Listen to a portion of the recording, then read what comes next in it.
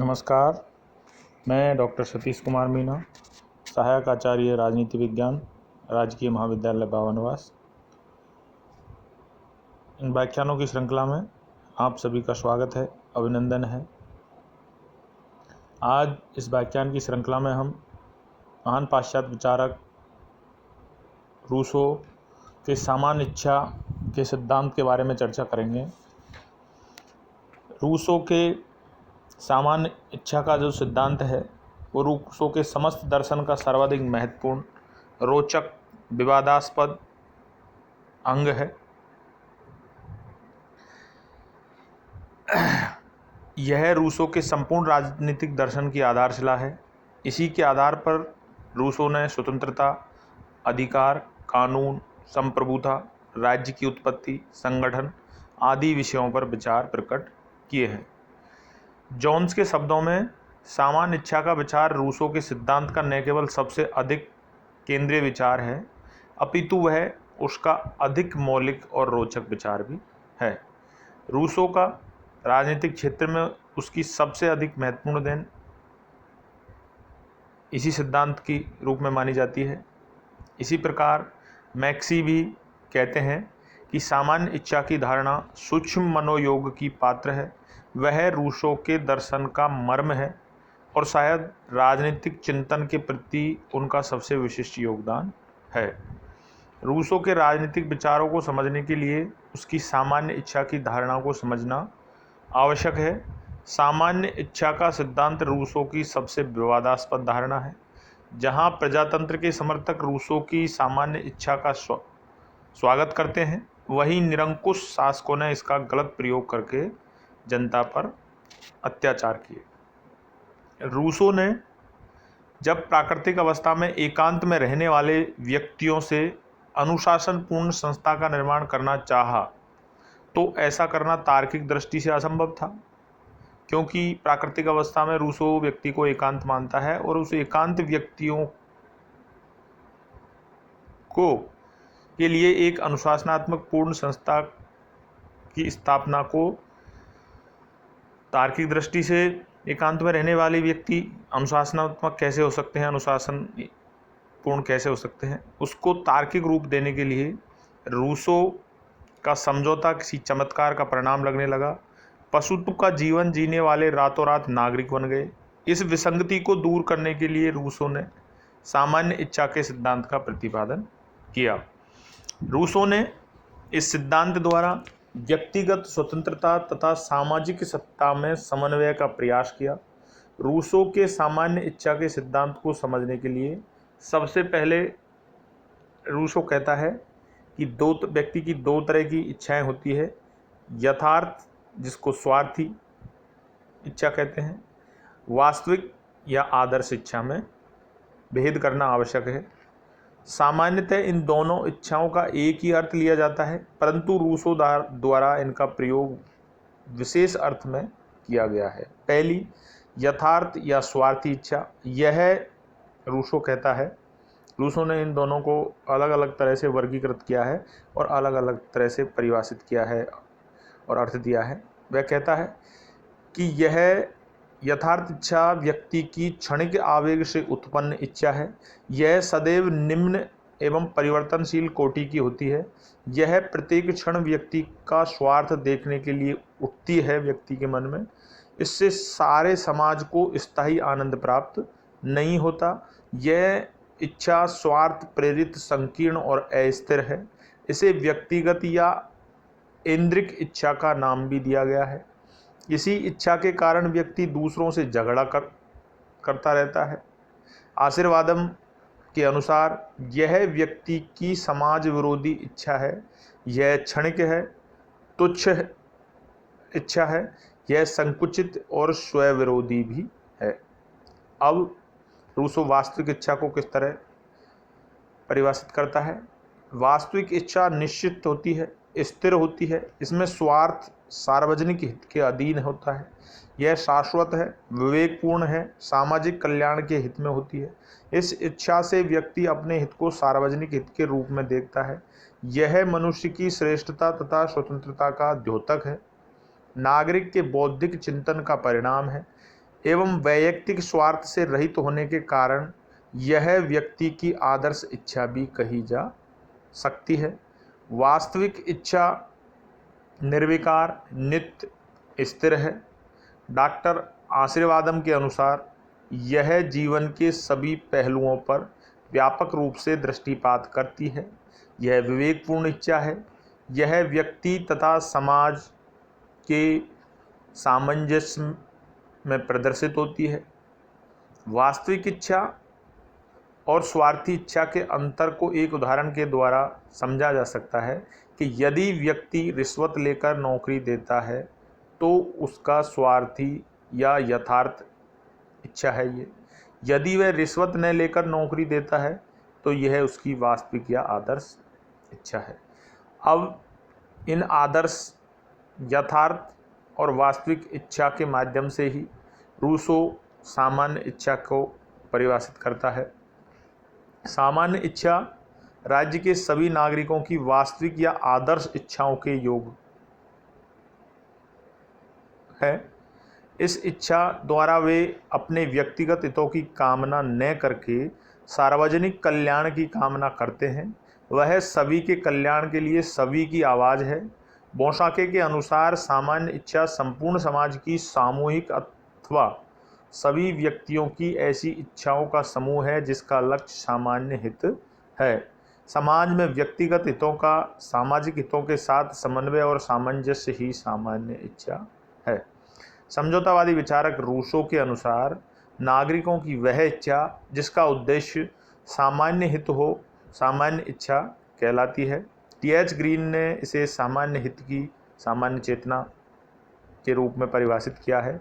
Wafer के अनुसार सामान्य इच्छा नागरिकों की वह इच्छा है जिसका उद्देश्य ही सबकी भलाई है, व्यक्तिगत स्वार्थ नहीं। यह सबकी भलाई के लिए सबकी आवाज़ है। रूसो के अनुसार जब बड़ी संख्या में लोग आपस में एकत्रित होकर अपने ही को ही एक समुदाय के निर्माता मान लेते हैं तो उसमें केवल एक ही इच्छा का निर्माण होता है जिसका संबंध पारस्परिक संरक्षण और सबके कल्याण से होता है। यही सार्वभौमिक इच्छा है। सामान्य इच्छा का सबसे महत्वपूर्ण तत्व सामान्य हित पर आधारित आदर्श या वास्तविक इच्छा है। रूसो ने स्वयं कहा है, मतदाताओं की संख्या से कम या उस सार्वजनिक हित की भावना से अधिक इच्छा सामान्य बनती है जिसके द्वारा वे एकता में बनते हैं। इससे स्पष्ट है कि सामान्य इच्छा का निर्माण दो तत्वों से होता है, सामान्य व्यक्तियों की इच्छा तथा सार्वजनिक हित पर आधारित इच्छा। इनमें यथार्थ व वास्तविक इच्छा ही सबसे अधिक महत्वपूर्ण है। हम सबकी इच्छा पर चलकर सामान्य इच्छा पर पहुंचते हैं। व्यक्ति अपने व्यक्तिगत दृष्टिकोण के अनुसार विभिन्न समस्याओं पर चिंतन करता है। वह चिंतन उनकी व्यक्तिगत या वास्तविक इच्छा जहाँ जहाँ पर एक दूसरे को रद्द कर देती है, अतः उनकी वास्तविक इच्छा उभर कर ऊपर आ जाती है और सामान्य इच्छा की अभिव्यक्ति है। इस प्रकार सामान्य इच्छा का निर्माण होता है। सामान्य इच्छा का निर्माण की आगे व्याख्या करते हुए रूसो बताते हैं कि व्यक्ति में दो प्रकार की इच्छाएं, यथार्थ और वास्तविक इच्छाएं आपने पढ़ी। यथार्थ इच्छाएं भावना प्रधान होती है जबकि वास्तविक इच्छाएं भावना प्रधान नहीं होती। ये वास्तविक अर्थात आदर्श इच्छाएं इसलिए कहलाती है कि इनमें स्वार्थ की भावना का समावेश नहीं होता। यथार्थ इच्छाएं हमेशा पक्षपातपूर्ण व स्वार्थी होती है। वास्तविक इच्छा हमेशा कल्याणकारी होती है, वह किसी का अहित नहीं करती। यदि मनुष्य के स्वभाव में यथार्थ या स्वार्थी इच्छाओं को निकाल दिया जाए तो वास्तविक इच्छा ही शेष बचेगी। अतः सामान्य इच्छा व्यक्ति के सभी वास्तविक या आदर्श इच्छाओं का योग है। वास्तविक इच्छाएं ही निर्णय लेने वाली इच्छाएं हैं। सामान्य इच्छा के निर्माण को एक उदाहरण देकर समझाया जा सकता है कि एक व्यक्ति के पास कैवन, खे, खेवन, गे, गेवन इच्छाएं हैं। इनमें से कै, खे, गे भावना प्रधान इच्छा हैं। ये स्वार्थी या व्यक्तिगत हित पर आधारित इच्छा हैं। यदि इनको व्यक्ति की इच्छाओं में से निकाल दिया जाए तो शेष कैवन, खेवन, गेवन बचेगी जो वास्तविक इच्छाएं या आदर्श इच्छाएं हैं और कैवन, खेवन प्लस गेवन के योग को सामान्य इच्छा कहते हैं। अतः सामान्य इच्छा में जो यथार्थ इच्छा है, जो भावनाओं से बस इच्छा है, उसको निकालने पर जो मनुष्य के बीच में अंदर जो इच्छाएं बचती है, वास्तविक इच्छा, उनके योग को ही सामान्य इच्छा के रूप में रूसो ने परिभाषित किया है। अतः सामान्य इच्छा के निर्णय के आदर्श होते हैं और सभी उसका पालन करते हैं। सामान्य इच्छा की अभिव्यक्ति के लिए विषयों को सामान्य हित के रूप में देखना चाहिए। अब हम रूसो की सामान्य इच्छा की तुलना जिनके सामान्यतः उनको समानार्थी मान लिया जाता है, उनसे अंतर स्पष्ट करते हैं। पहला, सामान्य इच्छा और बहुमत की इच्छा क्या एक ही है? रूसो के अनुसार सामान्य इच्छा की अभिव्यक्ति के लिए मतदाताओं की संख्या नहीं बल्कि सार्वजनिक विचार की प्रधानता होती है।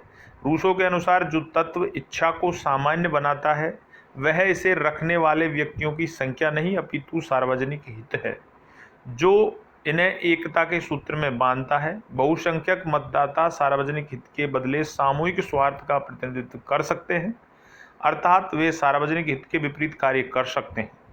रूसो के अनुसार समाज के समस्त सदस्यों की इच्छाओं के कुल योग सामान्य इच्छा कभी नहीं हो सकता, क्योंकि समस्त सदस्यों की इच्छाओं में सदस्यों के व्यक्तिगत स्वार्थों का मिश्रण होता है, जबकि सामान्य इच्छा का संबंध केवल सामान्य हितों से होता है।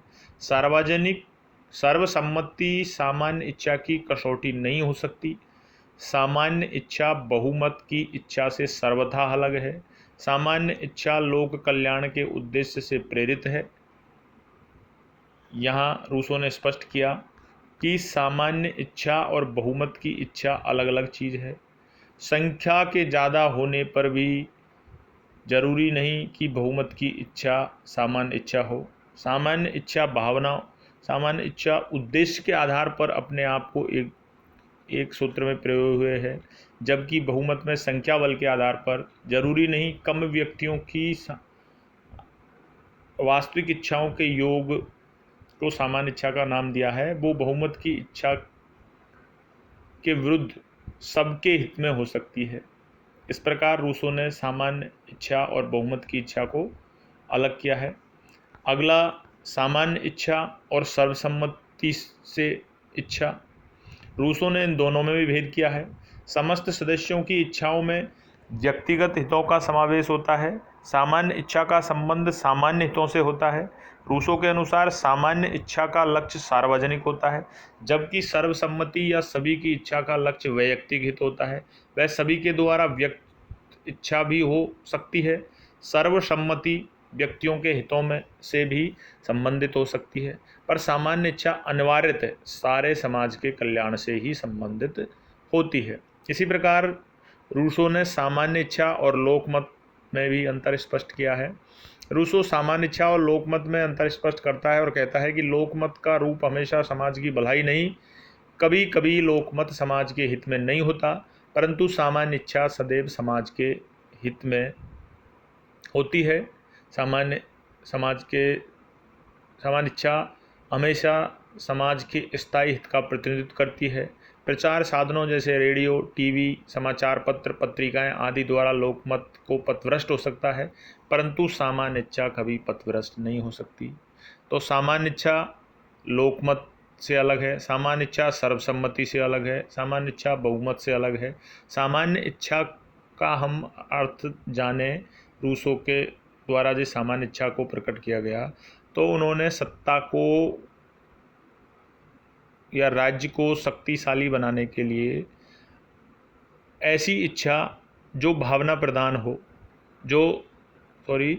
जिसका उद्देश्य सर्व समाज के कल्याण का हो, ऐसी इच्छा को सामान्य इच्छा का नाम दिया है। नमस्कार, धन्यवाद। आज के व्याख्यान में इतना ही। अगले व्याख्यान में सामान्य इच्छा की जो हमने अर्थ पढ़ा, उनसे क्या क्या विशेषताएं निकल के आती है, उनके बारे में चर्चा करेंगे। नमस्कार।